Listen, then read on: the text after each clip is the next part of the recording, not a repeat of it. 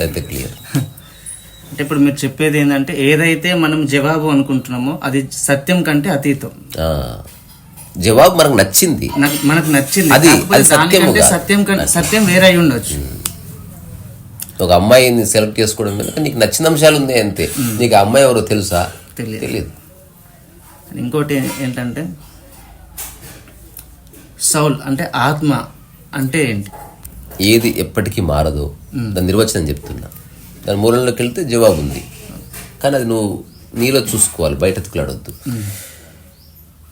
ఏది ఎప్పటికీ మారదో, ఏది కొన్ని వేల ఏళ్ల క్రితం ఉన్నదో ఇప్పటికి ఉన్నది ఎప్పటికి ఉంటుందో, దేశ కాలమాన పరిస్థితులకు లోబడదు,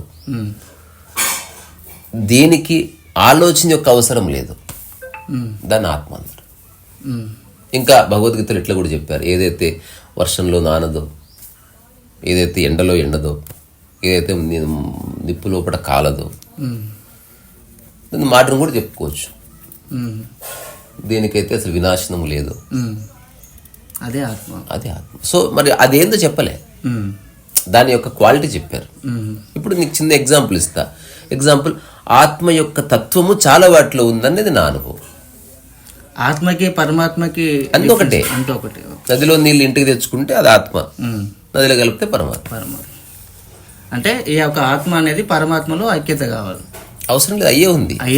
ఇక్కడేమో నదిలో నువ్వు వేరు చేసావు కాబట్టి నువ్వు కలపాల్సి ఉంది. అంటే పరమాత్మ కంటే ఆత్మ మనం వేరు అనుకుంటున్నాం కాబట్టి వేరు. రాని అలాగే కూర్చో. పెద్దబాబు నమస్కారం. అట్లా నాకు మామ అవుతాడా? ఏమనుకోవద్దు మామ. అట్లా కూర్చోబెట్టు ఒక 5 నిమిషాలు. సో ఇది అయితే అవి సపరేట్ అయ్యేలేవు. సపరేట్ ఎప్పుడు అవుతుంది తెలుసా? ఎగ్జాంపుల్, ఇప్పుడు ఒక చెంబు ఉంది, నదిలో నుంచి నీళ్ళు ఇట్లా తీసినాం. ఇప్పుడు ఆ చెంబును నదిలోనే పెట్టు, ఈ చెంబు వల్ల నీరు వేరేనట్టు కనిపిస్తున్నది, కామన్ సెన్స్. చెంబు డిజాల్వ్ అయిపోతే స్పెషల్గా నీళ్లు నదిలో కలిసేది ఏముండదు. నువ్వు చెంబు ఉన్నప్పటికీ కలిసే ఉన్నాయి. ఒకవేళ చెంబు తీయకపోతే ఒక 1000 సంవత్సరాలు చెంబు కరిగిపోతుంది, నదిలో కొట్టుకుపోతుంది. నీళ్ళు ఎప్పుడే శాశ్వతంగా ఉన్నాయి. అట్లనే మనసు పక్కకి జరిగితే మిగిలినంత ఆత్మనే. నా నిర్వచనం, ఎక్కడెక్కడ మనసు వచ్చిందో అక్కడ ఆత్మతత్వం పోతుంది. ఎక్కడెక్కడ మనసు లేదో అక్కడ ప్యూర్ సోల్ ఏమంటారు దాని యొక్క నేచర్ ఉంది. ఇప్పుడు ఎగ్జాంపుల్, ఆత్మతత్వం అనేది ఆత్మతత్వం అది ఎట్లా చెప్పుకోవచ్చు? నీలో ఆకలి ఉంది, నాలో ఆకలి ఉంది, ఆమెలో ఉంది, కుక్కలో ఉంది, పిల్లో ఉంది, అక్కడ ఇంతసేపు తిరిగిన కందిరీగలు కూడా ఉంది. సో ఈ ఆకలి కొన్ని వేల సంవత్సరాలుగా ఉంది కనుక, అది గవర్నమెంట్తో సంబంధం లేకుండా ఉంటుంది కనుక, సీజన్స్తో సంబంధం లేకుండా ఉంటుంది కనుక, నీ ఆర్థిక పరిస్థితి పెరిగినా తగ్గినా అది అంతే ఉంటుంది కనుక, నీ వయసుకు ఎత్తుకి సంబంధం ఉండదు కనుక, దానికి ఒకనొక ప్రత్యక్ష ఆత్మతత్వంగా నేను చెప్తాను. If you want to understand the soul, ఆకలి తత్వాన్ని అర్థం చేసుకో, ఆత్మతత్వం యొక్క మూలం కొంత తెలుస్తుంది. అట్లనే మన చైతన్యము అంతర్గతం, ఇదేమో ప్రత్యక్ష సత్యం ఆకలి అన్నది కాబట్టి ఈజీ కనుక్కోవచ్చు. మరి పరోక్ష సత్యాలు చాలా ఉన్నాయి, ఎరుక ఉంది, సాక్షి ఉంది, ఇట్లాంటివి కూడా తెలుస్తాయి. అట్లా తెలుస్తే డీపర్ లెవెల్లో కూడా మనమంతా ఒకటే అని తెలుస్తున్నట్టు. సో ఎక్కడెక్కడ మనసు దూరలేదో అక్కడంతా ఉన్నది ఆత్మతత్వమే. ఎక్కడెక్కడ మనిషి అండ్ మనసు వచ్చిందో అక్కడంతా చెడిపోయింది.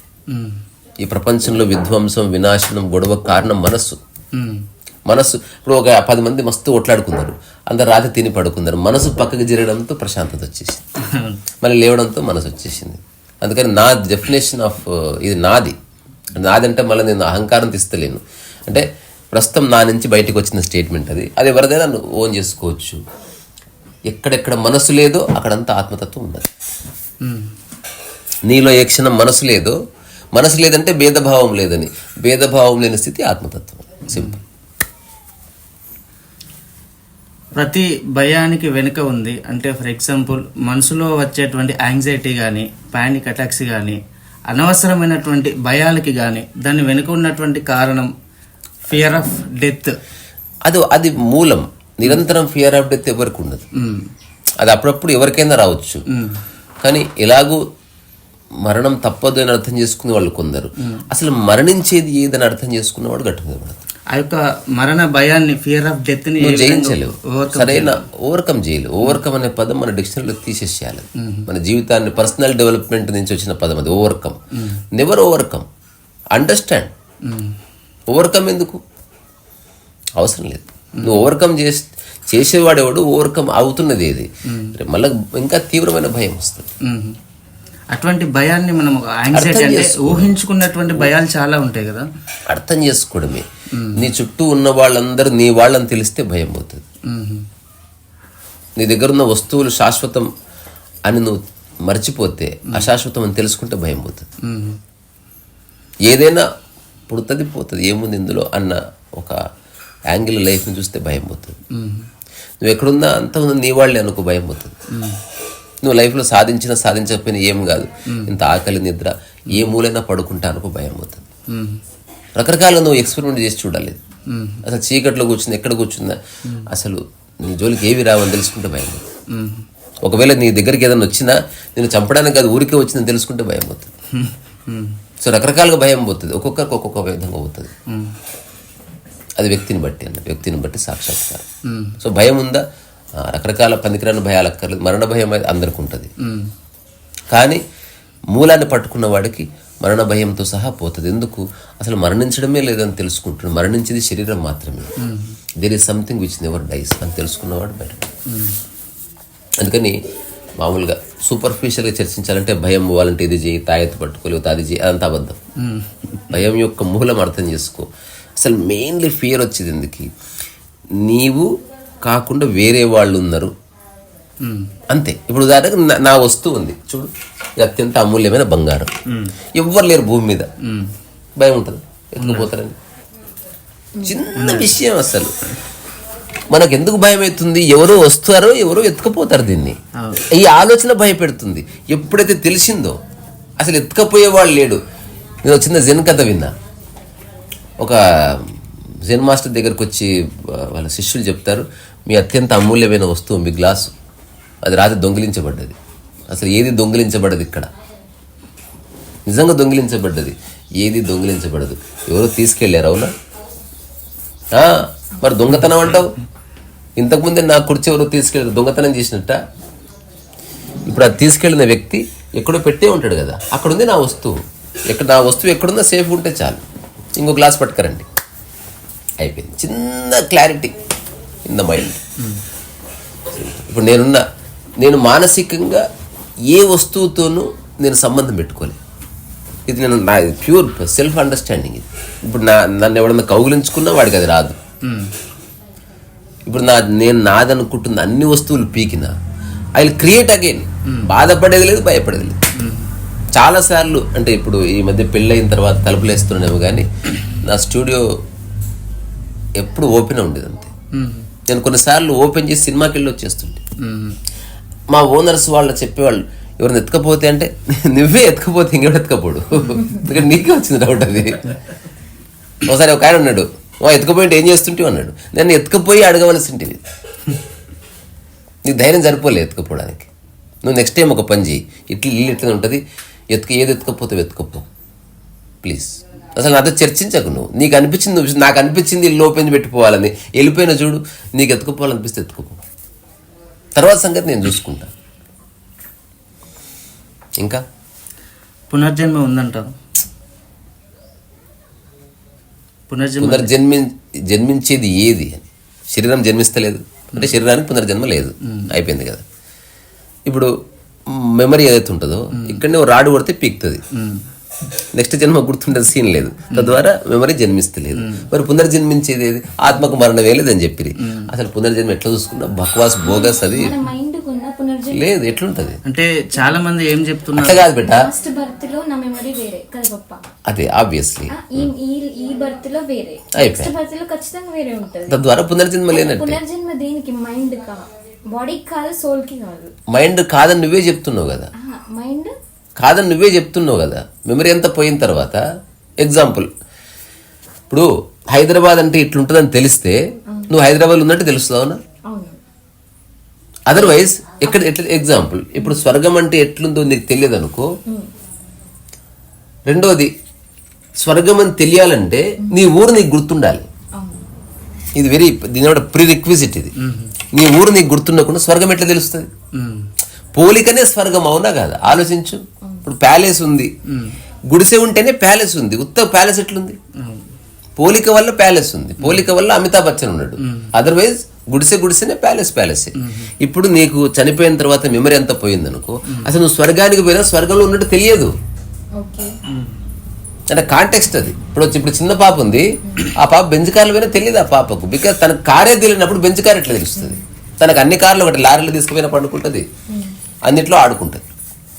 చాలా మంది ఏం చెప్తున్నారంటే ప్రతి మనిషి కూడా పుణ్యం చేస్తాడు, పాపం చేస్తుంటాడు. నీకు చిన్న ఒక మాట చెప్తా లాస్ట్. రమణ మహర్షి ఎక్సలెంట్ చెప్పాడు. అసలు రమణ మహర్షి కూర్చుంటే ఆయన కాళ్ళ దగ్గర ఒక భక్తుడు కూర్చొని అడిగాడంట, మళ్ళీ జన్మ ఉంటుందా, స్వర్గం ఉంటుందా, అక్కడ నేను పుడతానా అంటే, నువ్వు ఎన్నిసార్లు పుట్టినా అక్కడ ఇట్టుంది, ఎక్కడో దగ్గర కూర్చుంటావు నువ్వు అన్నా అంటే నీ మూల ప్రవృత్తి అది. అర్థమైంది కదా? అంటే నువ్వు కుక్క ఎన్ని జన్మలు తీసుకున్నా మరుగుతుంది, నువ్వు ఎన్ని జన్మలు తీసుకున్నా నువ్వు కరప్ట్ అవుతావు, నువ్వు కొట్లాడతావు, నువ్వు పీకులాడతావు, అంతే అయిపోయింది నీ లైఫ్. ఇదే మైండ్తో పుడితే నువ్వు ప్రపంచంలో ది బెస్ట్ లోకంలోకి పోయినా నువ్వు ఖచ్చితంగా కుట్రలు చేస్తావు, అంతే. ఒకవేళ మైండ్ పోయింది అనుకో, నీకు తెలీదు. End of the story. అదే చెప్తున్నా, లేదనే చెప్తున్నా. నీకు ఒక 100 రోజుల క్రితం ఏం తిన్నావో గుర్తుండదు, నెక్స్ట్ జన్మ తీసుకొని గుర్తుంటుందా నీకు?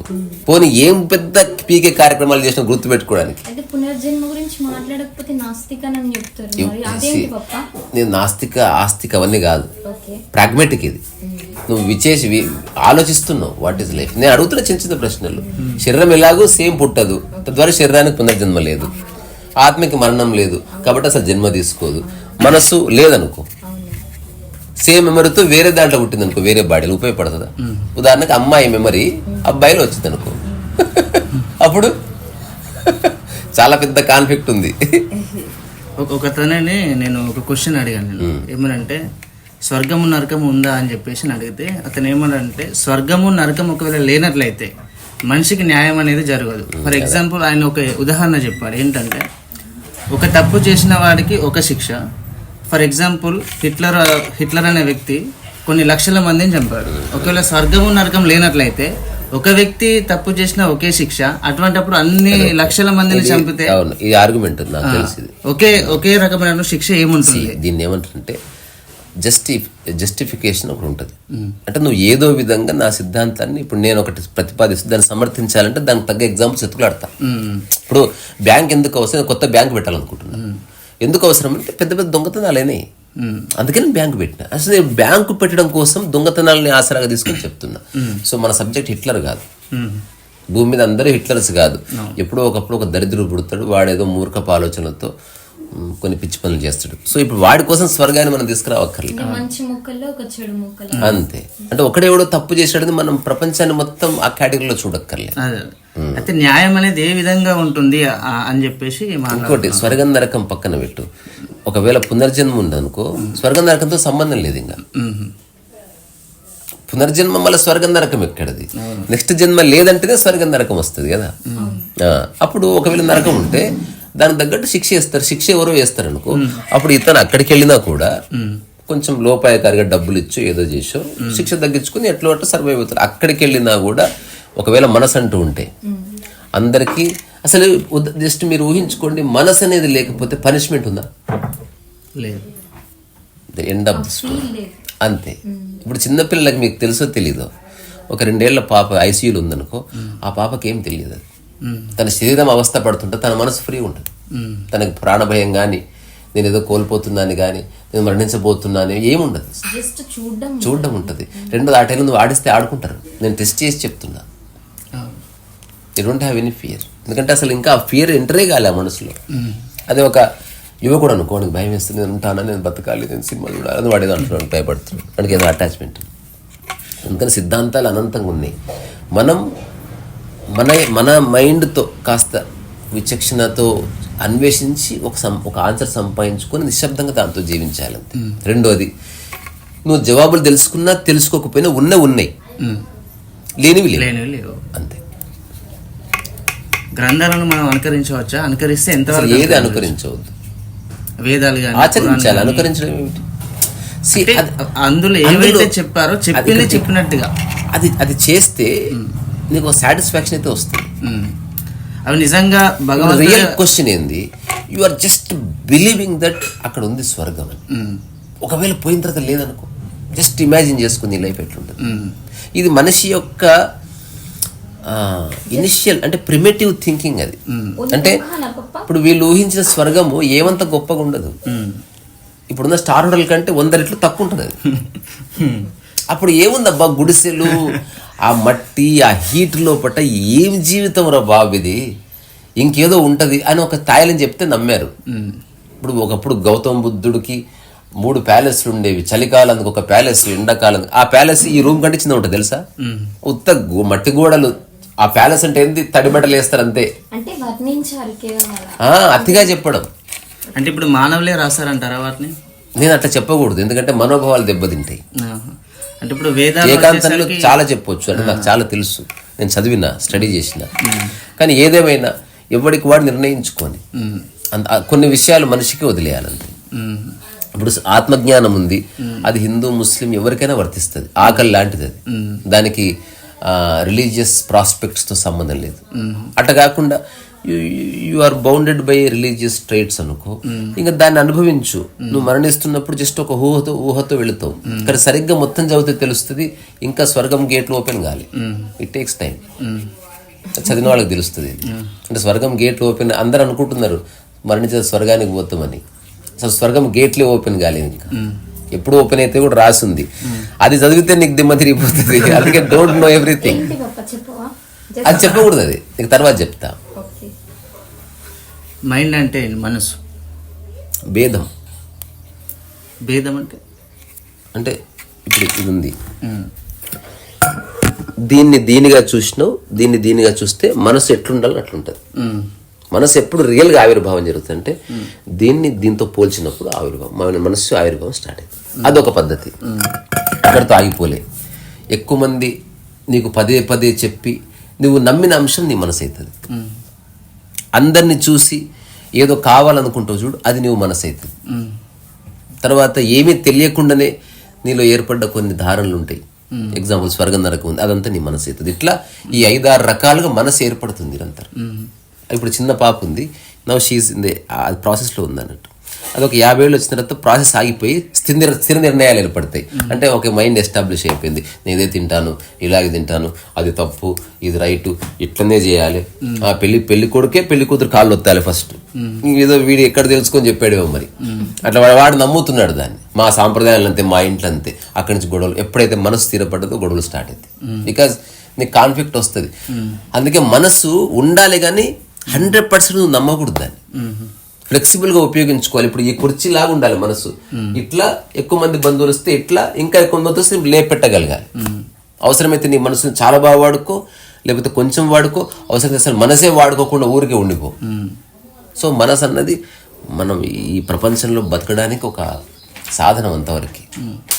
దానివల్ల పేరు వస్తుంది. ఇప్పుడు ఆల్బర్ట్ ఐన్స్టీన్ అంటే ఒక సూపర్ మైండ్.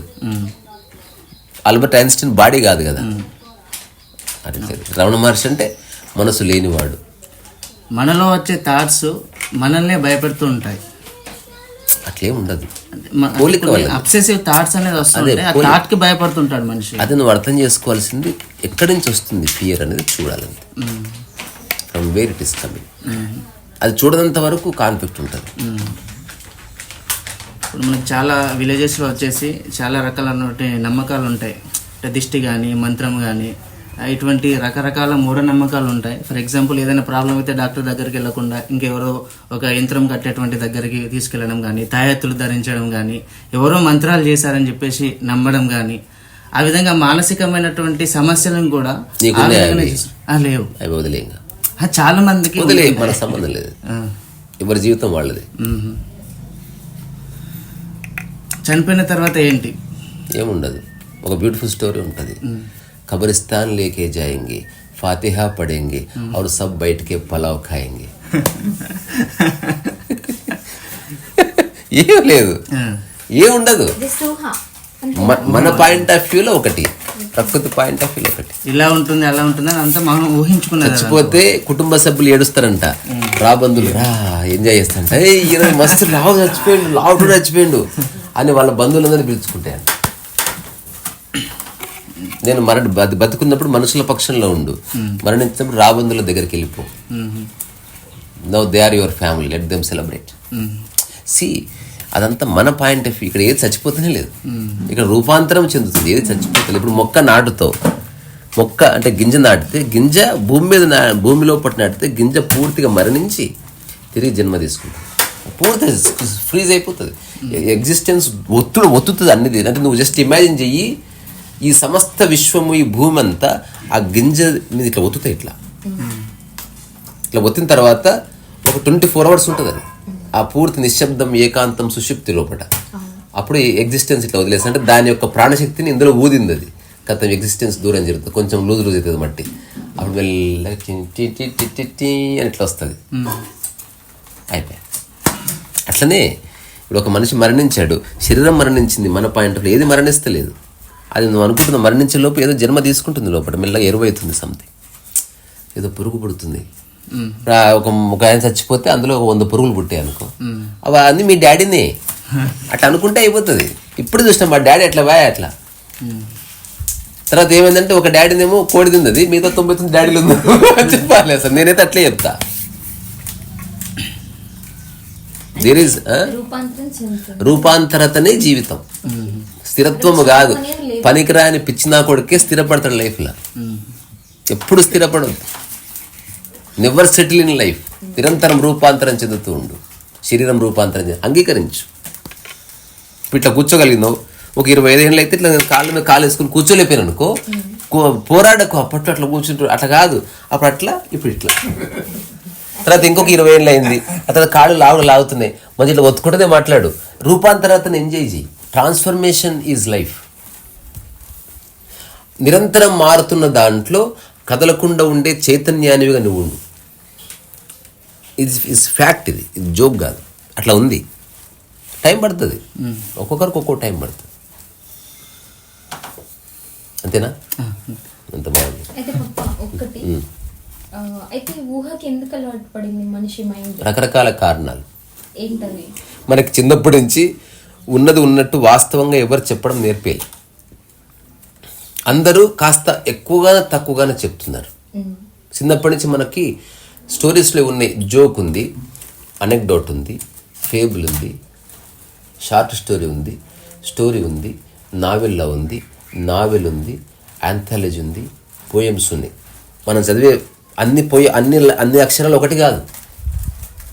మనకు స్టోరీస్ చెప్పారు చిన్నప్పటి నుంచి. ఇప్పుడు బేతాళుడు, విక్రమార్కుడు అంటే ఊహని ఒక మాధ్యమంగా చెప్పి నీ బ్రెయిన్ని ఎవాల్వ్ చేసింది. దాన్ని మనిషి సరిగ్గా అర్థం చేసుకోకుండా జీవితంలో అప్లై చేస్తున్నాడు ఊహని. నువ్వు కథలు చెప్పినప్పుడు ఊహ తీసుకో, ఇమాజినేషన్ ఒక సాధనంగా వాడుకో. అన్నం తింటున్నప్పుడు ఇమాజినేషన్ రానియకు. భార్యతో సంసారం చేస్తూ ఇమాజినేషన్ వద్దు, అక్కడ ఇమాజినేషన్ అక్కర్లే. ఇప్పుడు నేను సినిమా తీస్తున్నా, అందరం ఇమాజిన్ చేద్దాం, అరే హీరో హీరోయిన్ పొడవాలరా రకరకాలుగా, ఏ కత్తి బాగుంటుంది అనేది డిస్కస్ చేయొచ్చు. అది జస్ట్ అది రియల్ లైఫ్లో నువ్వు తీసుకురావద్దు, అది ప్యూర్లీ ఇమాజినేషన్. సో ఊహని ఎట్లా వాడుకోవాలో మనకు చెప్పలేదు ఎవడు, ఎందుకంటే వాళ్లకు తెలియదు కనుక. ఇప్పుడు నేను చెప్తున్నా, నా జీవితంలో అసలు ఇమాజినేషన్కి స్కోప్ లేదు. ఒకటి, ఇంతవరకు ఈ స్టేట్మెంట్ ఇంత ప్రాగ్మెటిక్గా ప్రొఫౌండ్గా ఎవరు ఇవ్వలేదు భూమి మీద. ఇదేదో మళ్ళీ గొప్ప అని చెప్తలేదు, ఇవ్వలేదు. ఉంటే చూపేయండి పుస్తకాల్లో. ఇప్పుడు నా జీవితానికి ఊహకి ఏ సంబంధం లేదు. అసలు నేను జీవిస్తున్న ఏ క్షణంలో ఉంది నేను ఇమాజిన్ చేయను.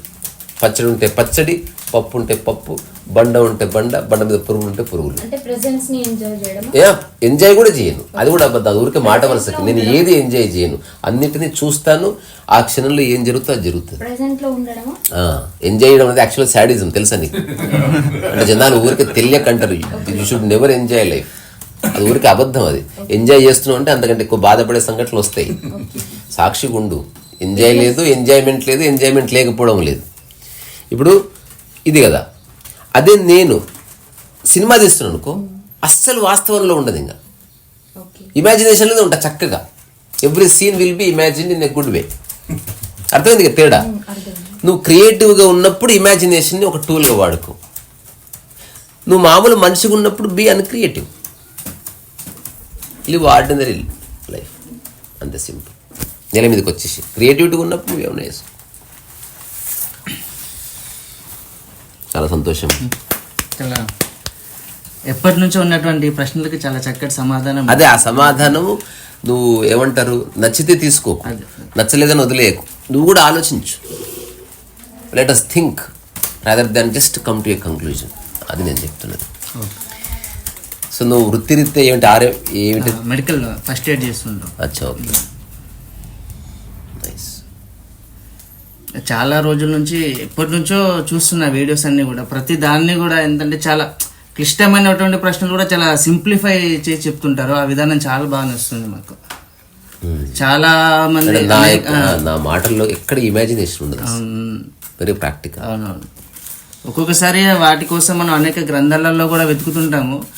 అవి కూడా కొంచెం ఎట్లా అంటే అర్థం చేసుకోవడానికి కొంచెం కష్టంగా ఉంటుంది. వాటిని కూడా చాలా సింప్లిఫై చేసి ఇప్పుడు ఒక్కొక్క గ్రంథంలో ఎన్ని ఉన్నాయంటే ఇన్ని ఉన్నాయి. అవునవును, చాలా అంటే చాలా ఉన్నాయి. అసలు నువ్వు చదివేది ఎప్పుడు, అర్థం చేసుకునేది ఎప్పుడు, అనలైజ్ చేసేది ఎప్పుడు, ఒక కంక్లూషన్కి వచ్చేది ఎప్పుడు, జీవించేది ఎప్పుడు, అయ్యే పని కాదు, ఇంపాసిబుల్ అది. ఇప్పుడు ఈ కట్టే వాడాలి, ఎలా వాడాలో గ్రంథంలో ఉంటుంది అనుకో, 100 శ్లోకాలు రాయబడ్డది, బొంగేం కాదు, అయ్యే పని కాదు అది. ప్రకృతిలో జీవిలా జీవించాలా, మనిషి జీవి కాదా? మనిషి జీవినే. ఇమాజినేషన్ లేకపోతే నువ్వు మనిషి అబ్బా. ఇమాజినేషన్ ఉన్నప్పుడు you are something else, you are mind. అంటే ఇమాజినేషన్ లేనప్పుడు నువ్వు మనిషివి అంటే ఎలా కుక్క ఎలా అంతే. ఇప్పుడు పడుకున్నప్పుడు స్పెషల్గా పడుకుంటావా, అమితాబ్ బచ్చన్ లాగా మామూలుగా పడుకుంటారు, బికాజ్ అక్కడ మైండ్ లేదంతే. లేవగానే ఈగో వచ్చేసింది, ఇట్లా సర్దుకుంటారు, ఇట్లా కూర్చుంటారు అంటారా. ప్రకృతిలో అన్ని జంతువులు ఎలానో మనిషి కూడా అంతే అంతే. ఏ స్పెషల్ కాదు మనిషి, అందరు లాస్ట్కు ఇట్లా పోయి సాగు. గొప్ప గొప్పల్ని చూడలేదా మనం? రాజేష్ ఖన్నా చూసిన నాకు ఇష్టమైన వ్యక్తి. ఇట్లా రాజేష్ ఖన్నా ఇట్లా అన్నారా హాస్పిటల్ నుంచి బయటకు వచ్చి, నేను చెప్పిన కొంపది 2 days ఉంటాయి. ఆశ్చర్యం, 2 days ఉంటాడు. నా ఫ్రెండ్స్ తిట్టాను, ఏమి రాను అలా అంటే కాదు. ఆయన చూస్తే అట్లా అనిపించింది, విదిన్ 2 days ఐఎమ్ లీవింగ్ అంటే ఆయన ఆత్మ చెప్పారు, within 2 days I'm leaving my friends అని చెప్పినట్టే ఉంది అది. వచ్చేప్పుడు వర్షం ఇప్పుడు పోతుంది అయిపోయింది కదా, అయిపోయింది. 2 minutes అన్నాడు అంతే, 1 minute లో నేను మస్తు మిరాకిల్ చేస్తాను. నువ్వు చెప్పబెట్టా ఏం మిరాకిల్ అది వర్షాన్ని? మేము వెహికల్ లో వస్తున్నాం, వర్షం పడుతుంది. చాలా పెద్ద, చిన్నది కాదు, రోడ్డు కనిపిస్తలేదు. నేను మంచి వీడియో తీసుకుంటా అంటే జస్ట్ 2 minutes లో అయిపోతుంది, తొందర తీసుకోండి. జస్ట్ అది ఆన్ చేసే లోపు 2 minutes అయిపోయింది, వర్షం కూడా చెప్పలేదు. మళ్ళీ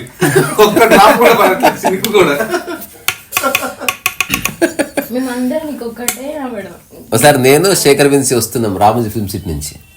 ఎంత పెద్ద వర్షం అంటారా, అంత పెద్ద వర్షం. అమ్మో ఈ వర్షం ఇప్పట్లో ఆగదు, నేను ఇంటికి ఎట్లా పోవాలన్నాడు. నేను జస్ట్ ఇట్లా 7 నిమిషాల్లో వర్షం అయిపోతుంది, నువ్వు ఇంటికి పోయే వరకు రాదు, ఆ తర్వాత మళ్ళీ వస్తుంది అని చెప్పాను. వాడు ఎంబడే టైం చూసుకున్నాడు, 6 minutes అయింది, స్టిల్ వర్షం ఎట్లా కొడుతుందంటే కరెక్ట్ 7th minute ఎవరో ఒక సీక్రెట్ కమాండర్ పువ్వు ఊస్తే ఆగిపోయినట్టు. నిజంగా నేను వాడి పేరు తీసుకొని చెప్తున్నా కదా. ఒకసారి ఇంకొక మిరాకిల్ ఏం తెలుసు, నేను వెంకట సురిగి యూసుఫ్ కూడా ఉంటుంటిమి. అప్పుడు తెలంగాణ ఉద్యమం హోరు నడుస్తుంది. ఏదన్నా ఒక్కటి చెప్పు, అసలు నువ్వు ఎన్నో చేసినావు కదా, ఇప్పుడు నాకు నిజమా కాదా, నువ్వు ఏదో ఫ్లూక్లో చెప్తున్నావు, అట్లేం లేదురా భయ్, నాకు అనిపించింది చెప్తున్నా, అయినా ఓకే కాపినా ఓకే అని చెప్పిన తర్వాత ఏదైనా చెప్పు అన్నాడు. అప్పుడు ముఖ్యమంత్రి కిరణ్ కుమార్ రెడ్డి రా. కిరణ్ కుమార్ రెడ్డి ముఖ్యమంత్రి కదా, రేపు అన్ని పేపర్స్లో వస్తాడు అని చెప్పిన. అంటే అప్పుడు ఆ వ్యక్తి ఏమన్నాడు, తెలంగాణ ఉద్యమం నడుస్తుంది, కిరణ్ కుమార్ రెడ్డి ముఖ్యమంత్రి, 100% ఏదో పేపర్లో వస్తాడు, ఇందులో ఏం మిరాకిల్ ఉందన్నది. ఆ మాట నీతో చెప్పించడానికి ఇట్లన్నా, రేపు కిరణ్ కుమార్ రెడ్డి ఏ పేపర్లోనూ రాడు, ఇది నేను చెప్పాలనుకున్నాను.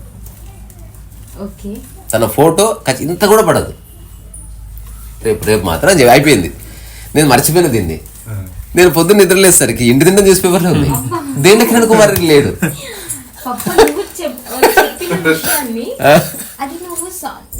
ఎన్నోసార్లు, ఒక్కసారి కాదు, సో మెనీ టైమ్స్ కొరాబరేటెడ్. అంటే అది ఊరికే, అంటే ఇప్పుడు నేను దాన్ని ప్రచారం కోసం చెప్తలేను, అంత ఫన్నే అది. కొన్ని తెలుస్తాయి, కామన్ సెన్స్ అది. కానీ ఎదుటి చాలా సీరియస్ గా తీసుకుంటారు. అవును. ఓ అసలు మస్తున్నాయి మన్యంకొండ నవీను. ఇప్పుడు నిన్నెవరన్నా బెగ్గరు ఏమడుగుతాడు, ఎవరైనా రూపాయి అని అడుగుతాడు కదా.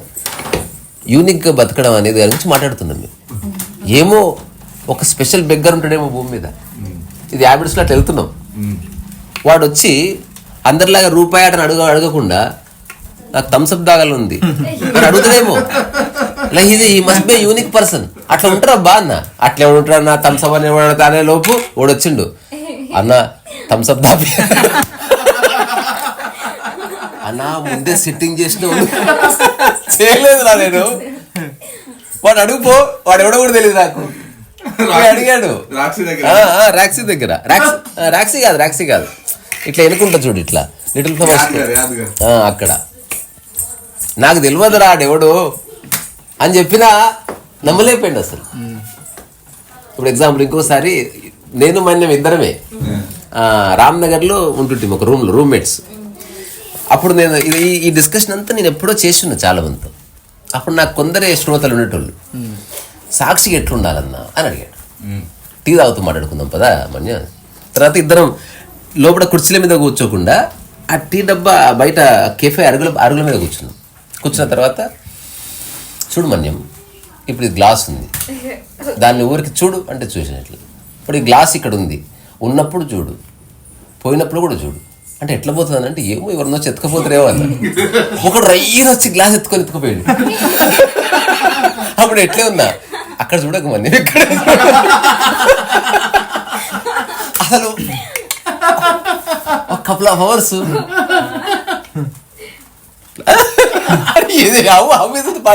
నేను విషయం అది కాదు మన్యం. నాకు ఆసక్తి లేదు ఎవడెత్తుకపోయాడు అది. ఎత్తుకపోతున్నా చూస్తున్నా అన్నదే నా సాధన. ఎవడెత్తుకపోయాడు అనేది నేను దాంట్లో పడ్డాను, గిరికపోతున్నా. అట్లా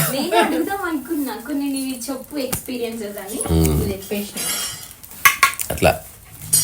ఇప్పుడు ఇన్ని విషయాలు మీరు ఎలా తెలుసుకున్నారు? ఇవన్నీ కూడా స్టార్టింగ్ నాకు ఆసక్తి జీవితం మన గ్రంథాలు చదివారా? స్టార్టింగ్ నాకు జీవితంతో అటాచ్మెంట్ లేదు, ఆసక్తి ఉంది.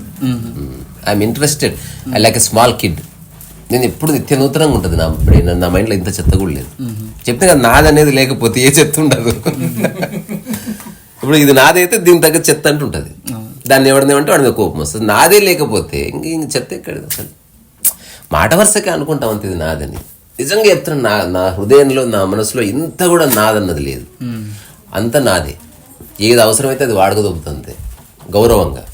ఆ అవసరం తీరిపోగానే విత్ ఆల్ డ్యూ రెస్పెక్ట్ అట్లా వదిలేస్తా అంతే తప్ప అటాచ్మెంట్ అట్లా లేదు. భావన అంత సులభంగా పోయేది కాదు. సులభంగా ఏం పోలే, దాని వెనక కొన్ని చాలా వర్క్ జరిగింది. అంటే ఏదేదో వదిలేసుకుంటావు. ఇప్పుడు నేను ఏదైనా వదిలేసుకుంటా, ఫ్రీ అయిపోయింది అన్నట్టు. అది ఎట్టనో చెప్పడం కష్టం, బట్ దట్ హ్యాపెండ్. అందువల్ల బాగుంది. ఎందుకంటే ప్రతిదీ కూడా ఇప్పుడు నాది అన్న భావన దగ్గరనే కదా, ఏదైనప్పటికీ కూడా అంతా అక్కడే పెంచాయి. అదే రామ రమేష్ డైలాగ్ ఉంటుంది కదా, ఇట్లా మన శత్రువులు ఎక్కడెక్కడో ఉంటారు, లంగాలు చీరలు పంచెలు వేసుకొని మన ఇంట్లో మన చుట్టే తిరుగుతూ ఉంటారా. అసలు కాన్ఫ్లిక్ట్ అంతా ఇంట్లోనే ఉంది కదా, బయట ఎక్కడ ఉంది? బయటకు వెళ్తే మంచి రోడ్డు పక్కన ఆగుతారు ఫ్రెండ్స్, బైక్లు ఆపుకుంటారు, ఓపెన్గా మాట్లాడుకుంటారు, అరెత్తురే అనుకుంటారు. ఇంటికి రాగానే ఏమవుతుందో ఏమో, డాడీ ఇట్లుంటాడు, మమ్మీ ఇట్లుంటుంది, కూతురు ఇట్లుంటుంది, ఏం గడిపితే ఏమవుతుంది, ఎప్పుడు ఇట్లా తుపాలు పెట్టుకుని ఉంటారు. కథం ఏదైనా అయ్యిందా, ఇది ఎవడు ముట్టుకున్నాడు కథం. నేను చాలాసార్లు అడిగి తెలుసు ఎందుకు గొడవ పడతారంటే, ఇంటితో కాకుండా ఎవరితో గొడవ పడతామంట. ఈ మనుషులకు వాళ్ళ మనసులకు దండం రసాయం. అసలు నేను అసలు మానసికంగా అసలు ఐఎమ్ నాట్ విత్ ఎనీబడి. అందరినీ ఆస్వాదిస్తే ఎవరి ఇంపార్టెన్స్ వాళ్ళకు ఉంది. ఇప్పుడు ఈ కాన్వర్జేషన్లో ఈ డబ్బకు కూడా ఒక వాల్యూ ఉంది, దాన్ని గుర్తించాలంతే. అటనే మన జీవితంలో మనుషుల వాల్యూ చాలా ఉంది, దాన్ని గుర్తిస్తున్నా గౌరవిస్తున్నా. అటాచ్మెంట్ లేదు, అది క్లియర్ అన్నమాట. అంటే బురదలో ఉండు కానీ తామరాకులా ఉండు. అబ్సల్యూట్లీ అంతే. మా పూల పార్క్ చూసినావా మన మణికొండలో పూలు పెడుతున్నాం కదా, అదేంది అది మనది కానే కాదు, ఎవరిదో. నాకు హఠాత్తుగా వచ్చింది అసలు ఆ థాట్ ఎట్లా వస్తుంది. అసలు పూల మొక్కలు పెట్టినప్పటి నుండి వచ్చే వాళ్ళ సంఖ్య పెరిగిపోయింది. వాకింగ్ చేస్తున్నారు. అవును, నెక్స్ట్ నాకు ఈరోజు 33 మొక్కలు నాటుతున్నారు ఎవరో. వాళ్ళ పెట్స్ ని తీసుకొస్తున్నారు, కూర్చుంటున్నారు. నెక్స్ట్ బట అసలు నువ్వు ఏం చేస్తావో నాకు తెలియదు. ఎక్కడ చూసినా పూల తొట్లు వేలాడాలి. బాలు పోగానే ఒక 20-30 తొట్లు కొనుక్కుందాం రా, నీకు నచ్చినవి నువ్వు కొనుక్కొచ్చుకో. ఎవరెవరు అంత మనం కొంత డబ్బు ఎవరెవరు ఫ్రెండ్స్ కూడా ఇచ్చారు. అది మనది కాదు, అంత ప్రకృతిది. అది ఎవరు ఎత్తుకుపోని అట్లా చెట్లకు వేలాడదీయాలి అసలు అన్ని చోట్లకి. మస్తు ఉంటుంది అసలు. ఎక్కడ చూసినా నువ్వు అన్నావు కదా హ్యాంగింగ్, ఇక్కడ మంచి ఉంటే పట్టుకురా. వాటిని మనం ప్రొటెక్ట్ చేస్తే చాలా అన్ని మన మంచిగా డెవలప్ చేసి ఉన్నాయి. సరే, ఓకే మిత్రమా, థ్యాంక్ యూ సో మచ్.